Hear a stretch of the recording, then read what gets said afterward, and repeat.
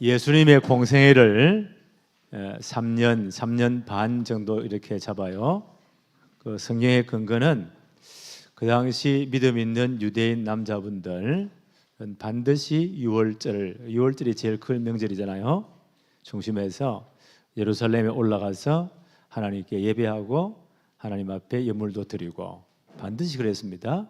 예수님 공생애에 보니까 3번 정도 예루살렘에 올라가십니다. 그래서 예루살렘 공생애를 3년 반 정도 이렇게 잡는 겁니다. 예수님 공생애 이제 예루살렘에 가셔서 하여튼 성전을 발칵 뒤집어 놓았어요. 요한복음 2장에 나와 있죠.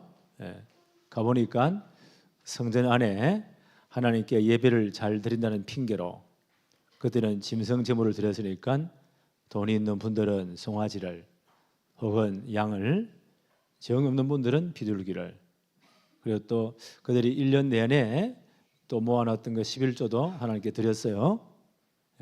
그래서 그 당시에 이제 로마가 전 지중해 전 세계를 장악했으니까 로마의 돈을 사용했단 말이에요. 성전에서는 그런 세속적인 돈 그거 사용하지 마. 성전에만 쓰는 돈 바꿔서 헌금해. 그러니까 이제 돈을 바꿔줄 사람도 있겠죠. 원래 그들이 예배드릴 때는 바깥에서 이제 짐승을 끌고 왔어요. 제사장이 검열을 해서 오케이 이렇게 해야만 하나님 예물을 드릴 수가 있어요. 그런데 장사치들하고 그 제사장들의 짜오는 바깥에서 가져오는 전부 다 바꾸식이 있어요. 불합격. 여기 있으면 성전 안에서 파는 것만 합격식이 있어요. 그럼 안에 파는 건 굉장히 돈을 비싸게 주고 사겠죠. 이래야 차익을 엄청 남긴단 말이에요. 남는 건 또 제사장들 주고. 종교가 타락하면 이렇게 되는 거예요. 그러니까 하나님의 성전에는 성전 가장 각 하나님이 임재하시는 성수와 지성소 앞에 제사장들의 뜰이 있어요. 제사장들이 예배하며 섬기는 곳. 그 다음에 이제 영역에는 남자들의 뜰.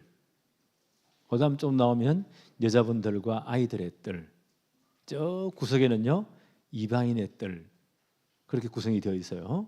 이방인들도 멀리서 피제사 드리는 것을 바라보면서 오실 메시아 그리스도를 바라보았단 말이에요. 근데 이 사람들 이제 제일 장사치가 짜고는 만만한 곳이 이방인의 뜰 나가세요. 쫓아내 뿌리고 아이들 여인들의 뜰 비껴 쫓아내 뿌리고 거기다 뭘요? 소와 양떼 비둘기 파는 거 돈 바꾸는 거 이것들이 다 차지해 가지고는 성전이 엉망진창이라. 핑계는 좋아. 하나님께 참 예배를 드리기 위해서. 그 내용은 엉망이라.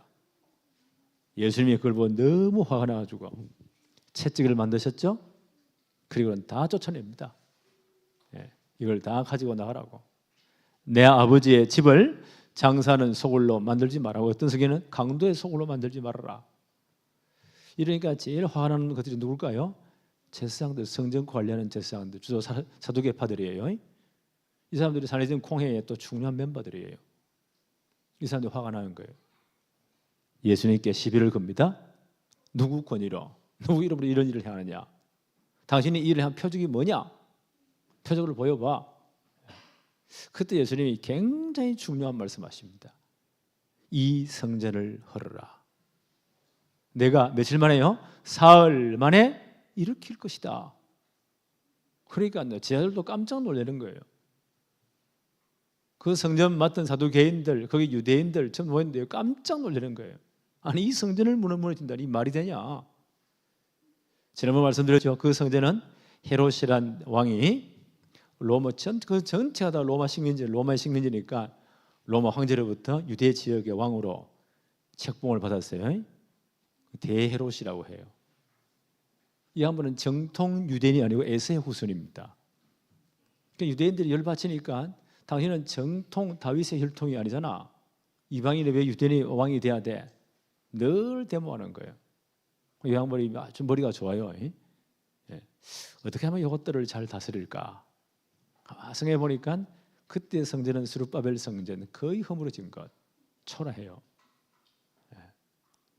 그래서 성전을 허물어 버리고 어마어마한 성전을 국책 사업으로, 그것도 공사 기간을 엄청 늘려가지고 사람들이 보면서 끄뻑 넘어갈 정도로 이걸 시작하게 되었다. 그래서 BC 20년부터 이 성전 공사를 시작한 거예요. 대대적인 광고를 했겠죠. 왜요? 사람들의 마음을 사로잡기 위해서. 이래가지고 엄청난 기초를 하고 어마어마한 화려한 건물로. 그리고 예수님이 이제 첫 6월절에 공생의 첫 6월절에 올라갈 때에 그때만 해도 46년째 지어오고 있다는 거예요. 계속 지금 지어오고 있다는 거예요. 그런데 예수님께서는 뭐라고 말씀하십니까? 이 성전을 헐으라. 내가 사흘 만에 일으키리라. 아니 46년 이렇게 지어오고 있는데 헤롯 대왕의 아들 그때는 헤롯 대왕의 아들내미가 그 유대 전체를 다스렸어요. 아버지 때부터 손자 때 가가지고 이 완공되거든요. BC 20년부터 AD 64년까지 몇 년이요? 84년 동안 그렇게 지어오는 과정이란 말이에요. 얼마나 화려한지, 얼마나 휘황찬란한지, 그 규모가 대단한지. 예수님 공생의 제자들도 천 사람들이 따라갔잖아요. 그 성전의 규모를 보고는 너무 놀래가지고는 예수님 이 성전을 보세요. 얼마나 아름답습니까? 거기 꼬여가지고 그때 예수님 뭐라고 말씀하십니까? 야, 이 사람들아, 왜 꼬이느냐? 돌 하나 돌 위에 남지 않고 다 무너질 것이다. 그때 제자들이 깜짝 놀랐어요. 아니 그런 일이 생기다니. 요한복음 2장 봐도요, 이 성전을 헐으라. 내가 사흘 만에 일으키리라. 그러니까 이 뇌들이 깜짝 놀라는 거예요. 아니 저게 하나님의 성전을 모독했다는 거예요. 그건 신성 모독이에요. 그건 때려 죽여야 돼요. 예수님 십자가에 못 박을 때 신성 모독했다. 하나님의 성전이 무너진다고 했다. 그것 때문에 예수님 죽이려는 계획을 세웁니다. 제자들도 처음에는 저게 무슨 말씀이지? 언제 깨달았다고요? 예수님의 십자가와 부활 사건을 진짜 보고 난 다음, 성전된 자기 육체를 가리켜서 말씀하심이었구나. 성전이 그리스도구나. 그 우리 예언대로 부활하셨구나. 그래서 복음을 완성했구나. 이게 성전을 주신 목적이라는 거예요. 지난번 생각했죠? 출애굽한 그들이 3개월 지나서 이제 시내산 앞에 도착해서 하나님 말씀대로 거기서 이제 1년 정도를 출애굽 1년 정도 거기서 머물러요. 하나님께서 모세를 40일 40일 두 번 불러 올리시죠? 시내산 꼭대기에. 그때 모세는 뭐세요? 밤낮 40일 먹지도 않고 물도 안 마시고 특별한 하나님의 은혜예요. 하나님 교제하면서 하나님 십계명을 주시고 성막에 대한 설계 도면을 주었어요. 무슨 머릿속에 딱 박은 거예요. 그리고 내려왔습니다. 금수화지 사건이고 여러 가지 사건이 막 일어났죠. 다 처리한 다음. 그러니까 출애굽해서 3개월 왔다 갔다 3개월 6개월 지나간 거예요. 나머지 6개월은 뭐 했다고요? 출애굽기 25장부터 40장까지 15장 전체가 뭐입니까? 성막을 건축하는 현장에 대한 기록이에요. 성막을 큰 텐트예요. 그 예배하는 성막을 건축했습니다.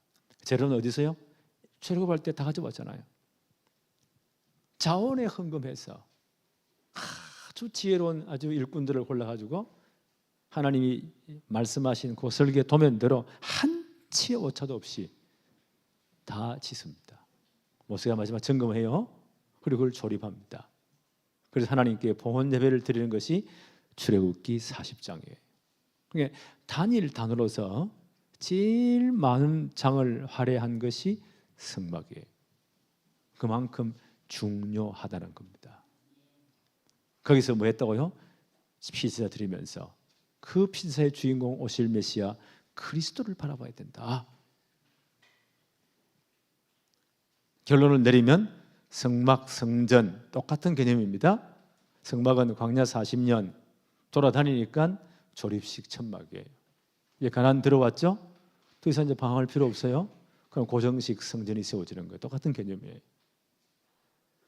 결론 내립니다. 성막 성전은 뭐라고요? 장차 오실 창세기 3장 15절의 주인공 그리스도가 이런 분이다 설명하는 시청각 교재예요. 그분이 완성하실 복음은 이런 것입니다. 그리스도 복음을 설명해 주는 하나님 주신 완벽한 시청각 교재입니다.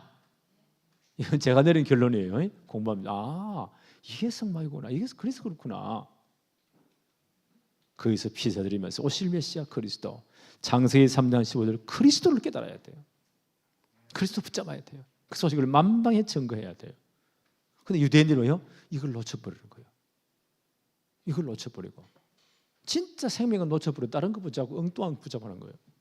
이게 문제입니다. 네. 지금 스데반과 이 디아스포라 되어서 돌아온 자유민들 지난번 설명했죠. 포로나 노예로 팔려갔다가 돌아온 유대인들 얼마나 신앙이 좋은 분인지를 몰라요. 성전을 잘못 이해한 거예요. 제대로 복음 깨달은 스데반과 논쟁이 된 겁니다. 근데 스데반의 말을 못 읽어요. 왜요? 스데반의 주님께서 얼마나 구변과 지혜를 다 주었으니까. 바로 이 성전은 그리스도를 예표합니다. 네. 복음을 깨달아 주신 것입니다. 그래서 이분은 그리스도 복음을 진짜 붙잡아야 됩니다. 논쟁이 벌어지는 겁니다. 그런데 유대인들이 왜 망했다고요? 성전의 진짜 의미를 모르니까. 복음 놓치니 망하는 거예요. 복음 없이 보세요. 성전을 얼마나 화려하게 지어가지고 헤롯이 하나님께 진짜 예배하기 위해서 복음을 깨닫기 위해서 성전을 지었나요? 아니지요. 자기 정치적인 목적을 달성하려고 어마어마한 국책 사업으로 그것도 공사 기간을 엄청 늘려야 돼요.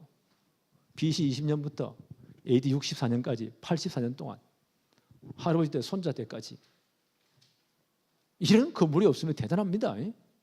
사람들이 볼 때는 막 껍질 넘어가. 와, 진짜 하나님을 사랑하는 사람이다. 아니에요. 하나님 진짜 목적은 그리스도 깨달으라고 다 놓쳐버립니다. 그러니 예수님 말씀하세요. 돌 하나 돌이 남지 않고 싹 다 무너진다. 복음 아니면 그리스도 제대로 딱 붙잡아라.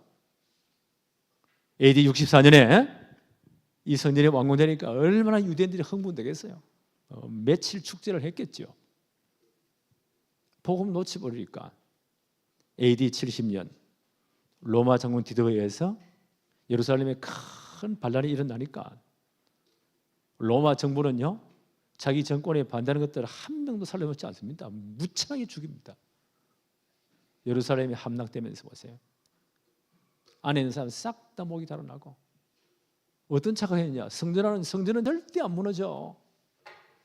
그 안에 들어가서 우리는 완전할 거야. 사내인 공연 제사장들 똑똑한 인간들 그거 다 모여 있었습니다. 그것들부터 목이 다 달아난 거예요.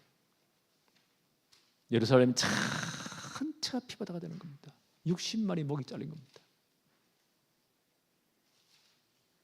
복음 놓치니까 엉뚱한 거 하니까 살아남은 사람들은요 로마 사람들이 싹 다 잡았다가 굴벽 뒤다 묶어가지고 로마로 끌고 갑니다. 뭐 했다고요? 지금도 콜로세움이 있어요. 원형극장 그거 세우는데 죽을 때까지 노예로 부렸습니다. 유대인들은 싹 다 흩어집니다. 진짜 이 하나님 주신 성전의 의미를 모르니까. 성막 성전은 누구를 예표한다고요? 장차 오실 예수 그리스도와 그가 완성하실 복음을 설명해 주는 거예요. 그리고 그 복음 받은 성도들의 모임 교회를 예표하기도 합니다. 그런 복음 가진 교회의 진짜 사명이 뭘까요? 이 복음 운동을 땅의 모든 족속에 그리스도 증거해야 돼요. 또 두 번째 이제 오늘 생각할 건데요. 스데반이 또 이 사람들과 논쟁 붙은 것. 첫째는 성전, 두 번째 뭐요? 모세 율법을 이 양반이 거스렸다는 거야. 13절, 14절 한번 볼까요? 거짓 정인들을 세우니 이 자유민들이죠. 돌아온 디아스포라에 돌아온 유대인들이에요. 이들이 거짓 정인들을 세우니 이르되 이 사람이 이 거룩한 것과 율법을 거슬려 말하기를 맞이하는도다. 스데반이 성전에 대한 참 의미와 율법의 참 의미를 이야기했단 말이에요. 이게 이제 부딪히는 것, 논쟁이 되는 겁니다. 14절 그의 말에 이 나사렛 예수가 이곳을 헐고 예수님이 이 성전 헐으라 했잖아요. 사흘 동안 일으키리라 자기 자신을 말씀하신 것입니다. 그리고 또 모세가 우리에게 전하여 준 규례를 고치겠다함을 우리가 들었노라 하거늘 율법을 도전했다는 거예요. 율법을 다 도전하고 율법을 폐기시켰다는 거예요. 이게 지금 말이 되냐? 이건 신성모독이야. 이건 다 죽여야 돼. 이 논쟁입니다. 하나님 율법을 언제 주었을까요? 출애굽 이후에 하나님 모세를 시내산에 불러 올리시죠. 그리고 전체 하나님 그 구약시대 하나님 나라예요. 거기 흠뿌가도 같은 것이 십계명입니다. 그 위에 많은 율법을 모세에게 주었습니다. 율법이란 첫째 십계명이 가장 기초가 됩니다. 넓게는 모세의 전체가 율법으로 분류합니다. 율법은 하나님이 주신 거예요. 출애굽한 이스라엘 백성들에게. 그래서 시편 119편 42절에 율법은 뭐요? 진리다. 율법은 진리의 말씀이에요. 시편 33편 22절에 율법을 누가 세우셨다고요? 하나님이 세워서 주신 겁니다. 하나님의 법이에요. 율법의 가장 중요한 목적은 뭘까요? 로마서 3장 20절에 율법이 뭘 깨닫게 한다고요? 죄를 깨닫게 해요. 이것이 죄야.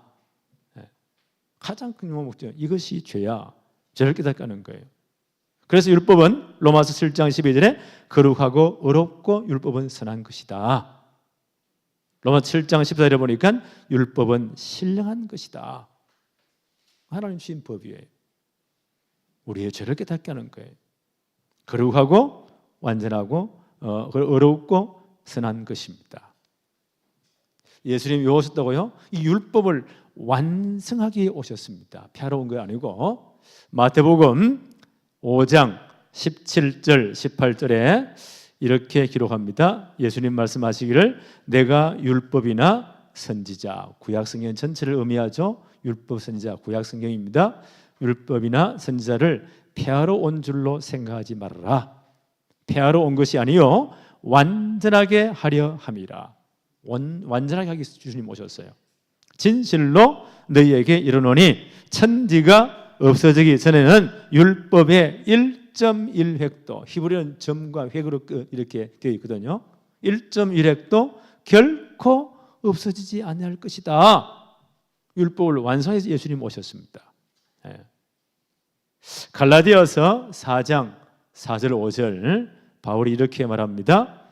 때가 참에 하나님이 그 아들을 보내사 여자에게서 나게 하시고, 창세기 3장 15절 주인공이잖아요. 여자 옆으로 오셨다. 그런데 율법 아래 나게 하신 것은, 율법 아래 예수님 나게 하셨습니다. 율법 아래 있는 자들을 속량하시고, 구원하셨다는 율법의 저주에서, 율법의 모든 징계에서 끊어냈다는 거예요. 속량하시고 우리로 아들의 명분을 얻게 하려 하심이라. 율법의 모든 저주에서 우리를 해방시켰어. 하나님 자녀의 신분 권세를 회복하게 하셨다. 그래서 요한복음 1장 12절에 영접하는 자 곧 그 이름을 믿는 자들에게는 뭐가 되는? 하나님의 자녀가 되는 권세를 주셨다. 이걸로 예수님이 이 땅에 오셨다는 거예요. 갈라디아서 3장 13절 14절에 그리스도께서 우리를 위하여 저주를 받은 바 되사 율법의 저주에서 우리를 속량하셨다. 어디서요? 나무에 달림으로, 십자가에 달림으로. 우리는 모든 율법의 저주를, 우리는 징계를 다 받아야 돼요. 그렇죠? 율법은 죄를 깨닫게 우리를 징계하는 겁니다. 그 예수님이 그 우리가 받을 모든 율법의 징계를, 저주를 십자가에 대신 하셨다는 거예요. 율법의 저주에서 우리를 속량하셨다. 그럼 우리 대신 십자가 지셨다는 거예요. 기록된 바 나무에 달린 자마다 저주 아래 있는 자라 하였습니다. 주님 대신 우리가 당할 저주를 다 당하신 것입니다. 이는 그리스도 예수 안에서 아브라함의 복이 이방인에게 미치게 하고 또 우리로 하여금 믿음으로 말미암아 성령의 약속을 받게 하려 하심이라. 이방인은 우리도 그렇죠. 죄의 삭은 사망이에요. 영원한 저주예요. 주님이 십자가에서 다 끝냈다는 거예요. 그래서 이방인은 우리도 이 하나님의 은혜가 미쳤다는 거예요. 아브라함의 복이 이방인에게 미치게 하고, 그게 십자가 사건이에요. 주님 다 끝냈잖아요. 우리가 아직 죄인 되었을 때 그리스도를 보내셨어요. 우리가 당할 모든 율법의 저주를 십자가에 다 끝냈다는 거예요. 대신 죽으셨다는 거예요. 속죄하셨다는 거예요. 이 범위가 유대인뿐 아니라 이방인 전체까지. 그래서 이방인들도 예수 그리스도를 믿음으로 아브라함의 영적 후손이 되게 하셨다.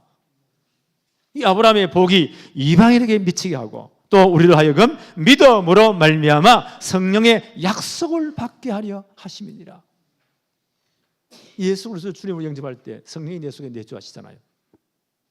우리가 하나님의 자녀인 것 증거합니다. 그래 하나님의 말씀을 깨닫게 하십니다. 우리를 인도하십니다. 이 축복을 누리게 하셨다. 고린도전서 15장 55절 50절 고린도전서 15장은 부활장이죠. 진짜 그리스도 안에 있는 자들은 죽음을 극복합니다. 사람들은 죽음을 제일 무서워해요. 죽기를 무서워 일평생의 총독으로 사단에 매였어. 거기서 우리는 해방된 자들입니다. 바울이 이렇게 말해요. 고린도전서 15장 55절로 57절에 사망아 너의 승리가 어디 있느냐? 사망아 내가 쏘는 것이 어디 있느냐? 사망이 쏘는 것은 죄요 죄의 권능은 율법이니라. 사망이 보세요. 사망이 쏘는 것, 사망이 뭐요? 쏘는 것은 죄요. 이 사망이 죄라는 화살을 가지고 우리를 죽입니다. 그 죄의 권능은 뭐라고요? 율법이다. 율법이 이렇게 정죄했지 않느냐? 너희는 죄인이라고 반드시 선포했지 않느냐? 그래서 너희는 죽어야 돼. 그리고 사망이 죄의 화살을 쏜다는 거예요. 그 죄의 권능은 뭐라고요? 율법이니라. 정죄되었잖아. 우리 모두는 다 죽어야 돼. 그런데 예수님이 대신 십자가에서 우리 모든 죄와 죄를 끝냈다는 거예요. 우리를 거기서 건져냈다는 거예요. 속량하셨다는 거예요. 우리 주 예수 그리스도로 말미암아 우리에게 승리를 주시는 하나님께 감사리로다. 여기서 완전 끝났다는 거예요. 예수 믿음으로. 이 율법의 모든 저주에서 다 끝나버렸다. 이 축복을 있을 때만 이제 설명하는 겁니다. 이제 충돌이 생기는 거예요. 아니 율법을 지켜야 구원받지 어떻게 믿음으로 구원받냐? 말이 되냐? 세상은 아닙니다. 예수님 십자가에 다 끝냈습니다. 우리의 모든 율법의 저주를 다 끝냈습니다. 예수 그리스도를 진짜 믿음으로 고백하면 하나님의 자녀 신분권세 끝났습니다. 이 축복은 이방인들도 얼마든지 축복을 받을 수가 있습니다. 하나님 자녀가 됩니다. 이 충돌이 생기는 거예요. 계속 봅니다. 갈라디아서 3장 23절 24절에 믿음이 오기 전에는 우리는 율법 아래 매인바 되고 계시될 믿음의 때까지 갇혔습니다. 예수님 오기 전에 여기에 다 율법 아래 갇혀 있다는 거예요. 이같이 율법이 우리를 그리스도께로 인도하는 초등교사가 되어 우리로 하여금 믿음으로 말미암아 어렵다함을 얻게 하려 함입니다. 율법의 기능을 설명하는 거예요. 좀 번역을 너무 어렵게 해놨어요. 설명해 봅시다. 율법이 뭐냐? 우리를 그리스도께로 안내하는 초등교사, 가정교사와 똑같은 역할을 한다는 거예요. 그 당시 배경을 잘 이해해야 됩니다. 로마의 아주 명문 가문에는 로마 법에 의하면 아들에게 모든 아버지가 유산을 물려줄 때는요, 그 가문의 명예와 재산과 모든 걸 다 물려주는 거예요. 그럼 그 아들이 제대로 이제 교육을 받고 훌륭한 인격자가 돼야 되겠죠? 이놈이 철이 없어. 아직 뭐가 뭔지 몰라. 아버지 이놈을 좀 교육을 시켜가지고 이 가문의 아들의 명분이 얼마나 중요한 건지 깨닫게 만들어야 되겠다. 이 사람 만들어야 되겠다. 그래서 종들 가운데 아주 똑똑한 사람, 아주 예의 바른 사람, 이런 중 하나 택했어요. 오늘 너는 이 아이의 가정교사야, 초등교사야. 지금부터 모든 걸 가르쳐. 학교도 다니고 다니고 운동도 시키고 모든 애들도 다 가르치고 아버지의 권한을 주는 거예요. 회초리도 하나 줘요. 말 안 들으면 두들겨 패. 사람 만들어. 내가 자네의 모든 권위를 다 준다. 그때부터 이 아들은요, 자유민이지만 율법 선생님이 딱 잡혀가지고 초등교수에 잡혀가지고 꼼짝없이 훈련받아야 돼요. 말 안 듣는다. 아버지의 권위를 두들겨 패기도 하고 얘가 이놈이 훌륭한 인격자가 되었어요. 아버지가 볼 때 이제는 됐다. 그때 뭐요? 이제 아들에게 모든 걸 다 물려줍니다. 그 가문의 모든 재산 및 명예를 다 물려주는 거예요. 그게 로마 법이에요. 그러면 그때 초등교사, 가정교사는 다시 종의 자리로 들어가서 누구에게 복종해야 돼요? 아들에게 복종해야 돼요. 바울이 이게 율법입니다. 하나님 율법의 목적이 이겁니다. 그리스도를 진짜 깨닫게 하기 위해서, 복음을 진짜 누리게 하기 위해서 가정교사로 율법을 주신 겁니다. 바울이 계속 이렇게 말합니다. 믿음이 온 후로는 우리가 초등교사 아래 있지 아니한도다. 그렇죠. 이제는 이제 성인이 되었어요. 예수 그리스도를 정말 주님으로 고백하고 우리는 하나님 자녀가 되었습니다. 그럼 우리 율법 아래 있지 아니합니다. 아들인데 모든 권위가 이제 아버지의 권위를 다 받았어요. 예. 율법 교사 이 사람이 초등교사는 아들에게 복종해야 돼요. 믿음이 온 후로는 우리가 초등교사 아래 있지 아니하도다. 너희가 다 믿음으로 말미암아 그리스도 예수 안에서 뭐가 되었다고요? 하나님의 아들, 딸들이 된 것입니다. 지금 더 이상 율법 아래에서 지도받지 않습니다. 믿음이 온 후로는 우리가 예수 그리스도를 진짜 그리스도 영접한 다음 이제는 하나님 자녀의 신분 권세가 회복되었습니다. 누구 안에서요? 예수 안에서. 여기까지 인도하여 주는 것이 율법입니다. 너희는 유대인이나 헬라인이나 종이나 자유인이나 남자나 여자나 다 그리스도 예수 안에서 똑같은 은혜를 받은 사람 하나입니다. 이게 그 유명한 아브라함 링컨 대통령이 로에 해발 때 들고 온 메시지입니다. 모든 이방인에게도 유대인뿐만 아니라 진짜 복음 받고 예수 영접하면 하나님 자녀가 됩니다. 이 모든 걸 안내하는 것이 율법의 기능입니다. 그러면서 놀라운 선포를 해요. 갈라디아 3장 29절에 너희가 그리스도의 것이면 곧 아브라함의 자손이요 약속대로 유업을 이을 자입니다.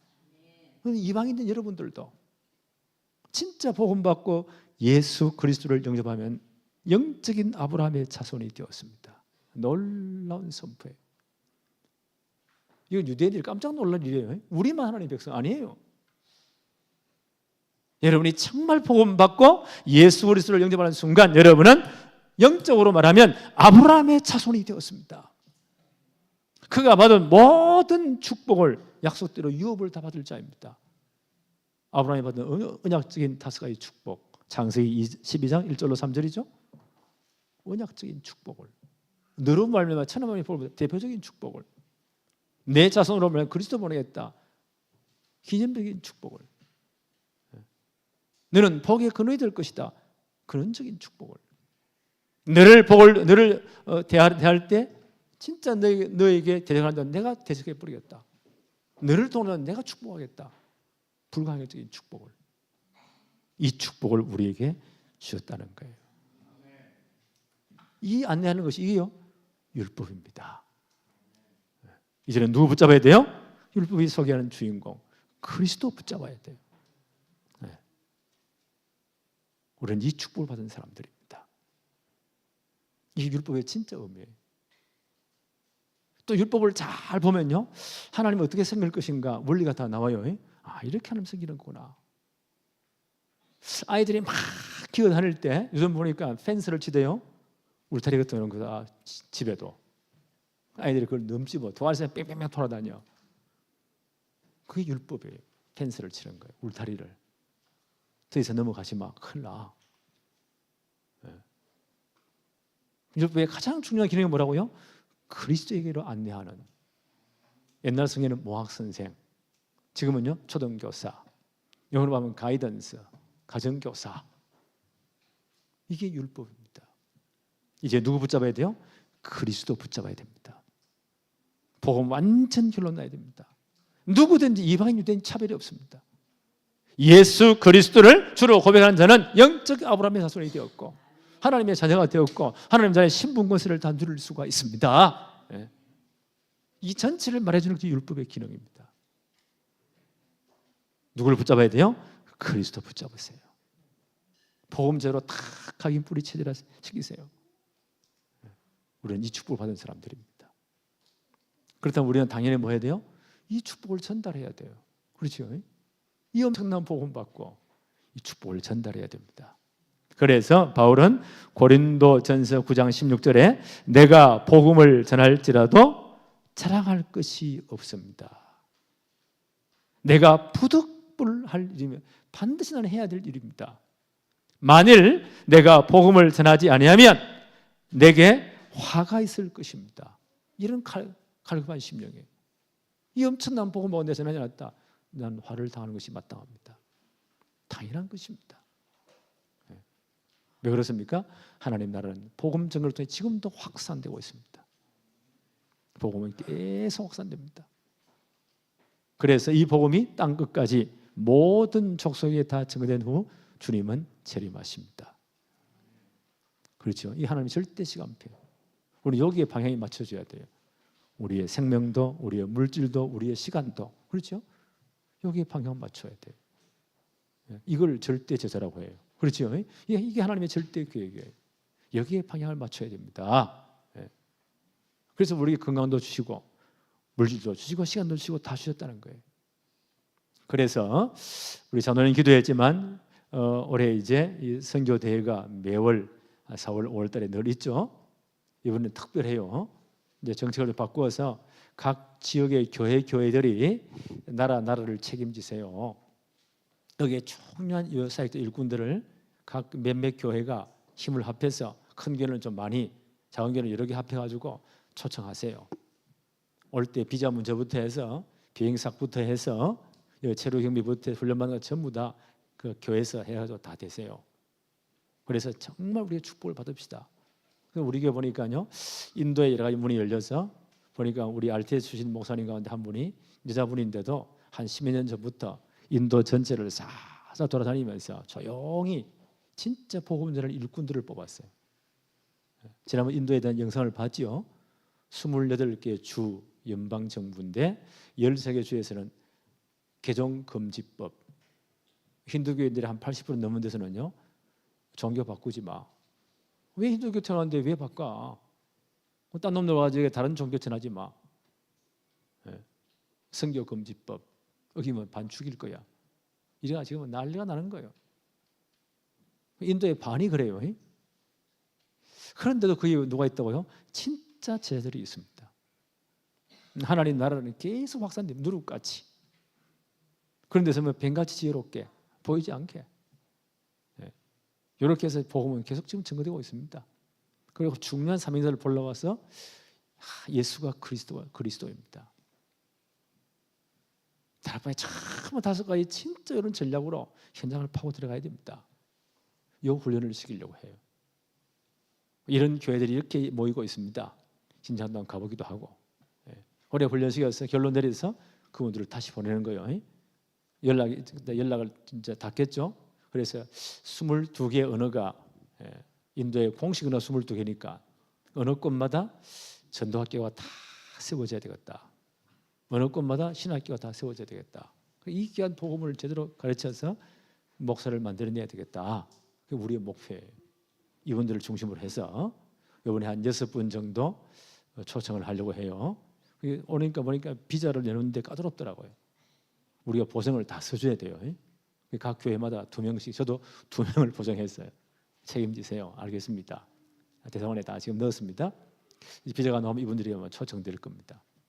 우리 교회에서는 이제 그 몇몇 목사님들이 모였는데 이 세상빛 교회가 공항에 제일 가까우니까 그분들이 도착하면 차 하나 내놓으세요. 10인승.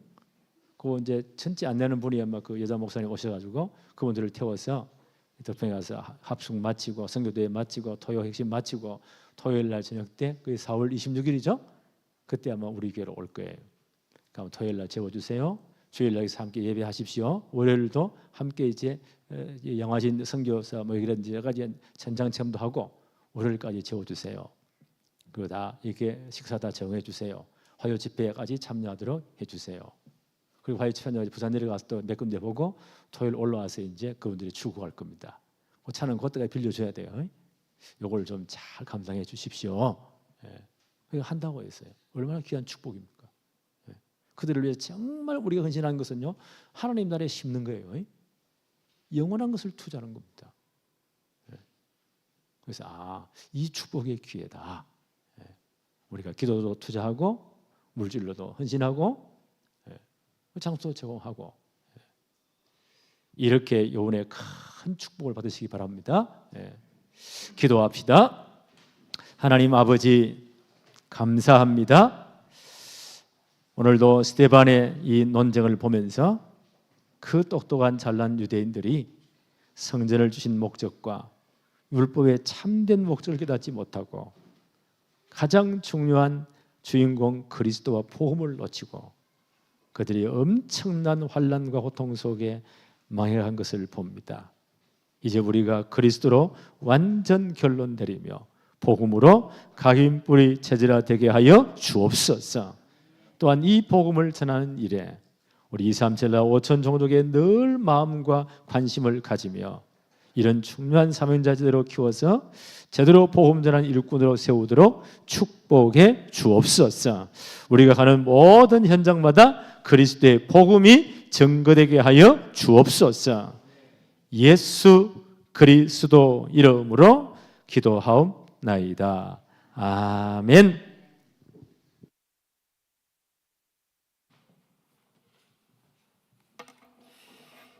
다 같이 찬송가 546장 부르시며 준비하신 헌금 하나님께 올려드리겠습니다.